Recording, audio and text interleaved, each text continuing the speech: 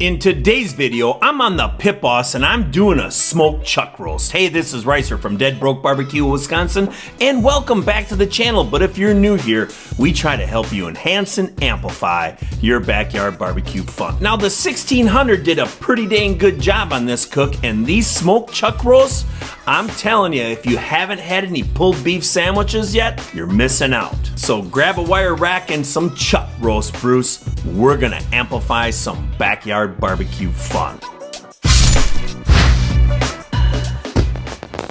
Today I'm doing some smoked chuck roast on the Pit Boss 1600, and I'm using some multi-tool ultimate blend along with some Smoky Texas barbecue rodeo rub from PS Seasoning. We'll start off with the multi-tool, and there's some salt and pepper and garlic and onion in it. This is a big, coarse and flaky rub, so you're going to want to make sure that you're tapping this in so it sticks. Now we'll use our trusty shaker and go ahead and put some of the rodeo rub on. I used this rub on brisket before and I absolutely love it. Flip them over and we'll get the back side. Now you can use whatever rubs that you have available, but I like a big, coursey, flaky rub for any pulled beef. Get some on the sides, and same with a little bit of the rodeo rub. While these chuck roasts set and sweat, I'll meet you out by the Pit Boss Pro Series 1600. Now the first thing I gotta do is clean out the ash in the fire pot from my last cook. Now this is the ash that's left over after an 8-hour cook. I suggest you get in the habit of dumping out the fire pot after every single cook.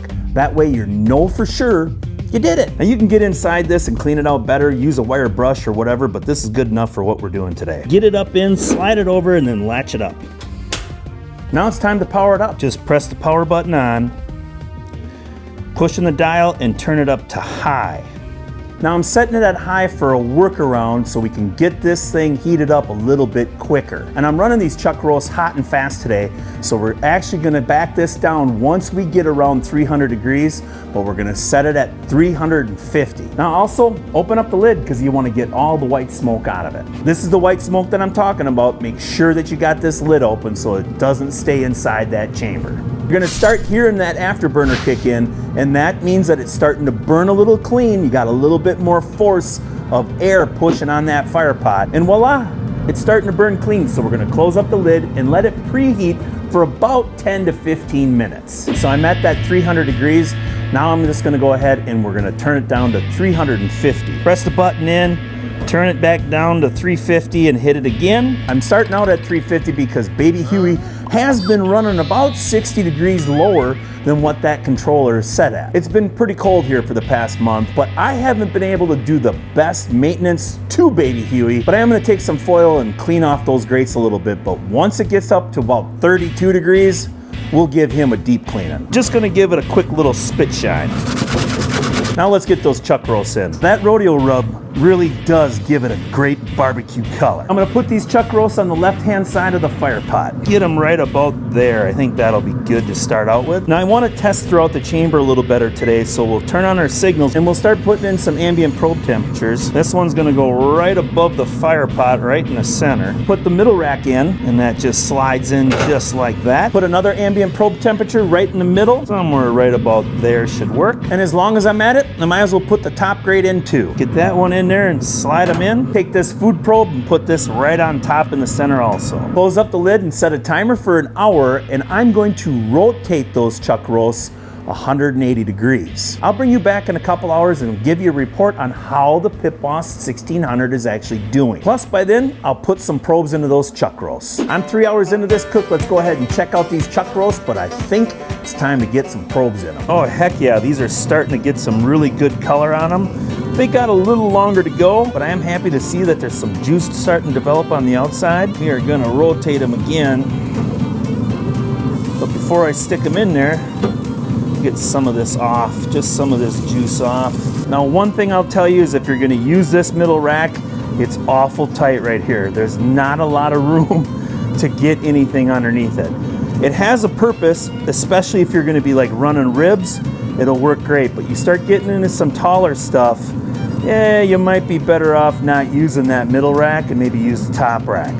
For right now, I'm just gonna use this probe and we'll get it in this chuck right here, and that'll give us a good idea of where these chucks are running And then once we start getting closer to that 170, then we're gonna pan them up. Close up the lid, and I'm gonna set a timer for another hour and just keep on rotating them. But to give you an idea what this Pit Boss was doing in the past couple hours, at the first hour mark, I was running at 308 degrees on the bottom rack, 318 in the middle, and 333 on the top, and that's me having this set at 350 degrees. Now, I'll probably do a couple more tests, but I don't know if I even have to share it with you, because from what I see, pretty much throughout the whole cook, it's just about 50 to 60 degrees off. We'll see you in a couple hours. I'm 5 hours into this cook. Let's check out these temps and see where they're at. So on my ThermoWorks, it's saying 290. That's right above the fire pot. The 268 is on the left-hand side of the cooker. And the controller itself, it's saying 300. Still 50 degrees below what I have the controller set up, but this workaround is getting the job done. And these chuck roasts are running at 171 and 173 degrees. It's time to get these panned up. Oh yeah, look at that bark. This is getting really nice. Put our foil pan right in here. Start grabbing our chucks. Get them off. Get this last one in here. Gonna squeeze them in a little bit and we'll get rid of our wire rack.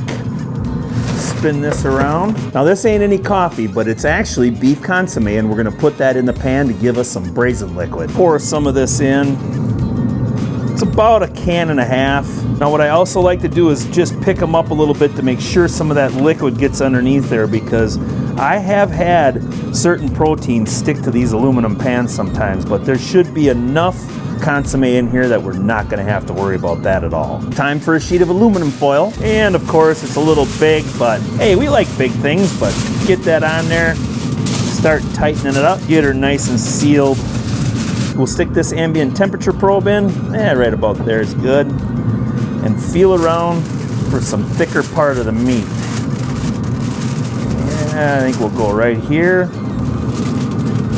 Get it about there. And on this one, I think we'll go right about here. That'll be good. And now I'm gonna set a timer for 30 minutes, and then I'll come out and rotate that pan 180 degrees. And then once we get around that 205, 206, we'll start checking for probe tenderness. I'm 8.5 hours into this cook, and the chuck roasts are reading 212 and 211 degrees. Let's check them and see how they are for probe tenderness. Grab my trusty dash, and this is what we're gonna use, and if it feels like peanut butter, we're gonna pull them out. Get in here and we'll grab out these probes right away. Open up this foil and take a look at them. Well, they certainly have got some really good color. Oh yeah, these two for sure. These thinner ones, they're done. These thicker ones, yeah, a little bit of pullback right there maybe, but not bad. The rest of it's good. Put the foil back on for now. Turn the power off. Now I'm going to take this inside, and I'm going to actually burp this foil. And what I mean by that is I'm going to take the foil off, let this rest for about 15 minutes, and that'll help that bark start to set up again. Then I'm going to put it in the Cambro and give it a 2-hour nap, and I'll meet you by the cutting board when it's time to shred this up. These chuck roasts have rested for 2 hours, but before we get into that, let's talk a little bit about Baby Huey. The Pit Boss 1600 did a pretty dang good job on this cook. It ran steady, it held temps. I just have to run it 50 degrees hotter than the temperature that I'm looking for, and press the primer button for a little bit every time you open up the lid for more than just a couple seconds. But it's time to start tearing this up, because I can't wait any longer. Just grab it and start smushing. Now there is gonna be a little bit of grizzle in it. Chuck has just a little bit of gnarly fat once in a while. Put it on the side and chew it up, whatever you wanna do. But I can see already we still got a good smoke ring. Smells like barbecue, that's for sure. And the bark really isn't that bad. It's decent, but there is a lot of moisture in this beef. Now sometimes when I'm using foil, I forget to tell you that I always take the juice and put it in a fat separator. It works great for reheating especially. And when I pull all this beef and I get it in the pan, I'll drizzle a little bit on top of it. But I will say that I really do like this color. I think this is pulled up pretty good. No time like the present. I gotta down this piece. Really good, tender and moist with barbecue flavor. What else are you looking for when you're doing some pulled beef? You know, once you start, can't stop. Now, if you're looking for anything that I've used in this video, check the description below. I typically have it in there. No, it wasn't like when I did the pork butts. I didn't feel creeped out that somebody was like sneaking up on me or anything. Last time, I was being watched. If you like this video, give it a thumbs up and become a subscriber. Turn on that notification bell because you don't want to miss my next video. I know you don't, especially if you're trying to figure out how to get your 1600 upgraded. But I appreciate you watching, and I'll see you in the next video.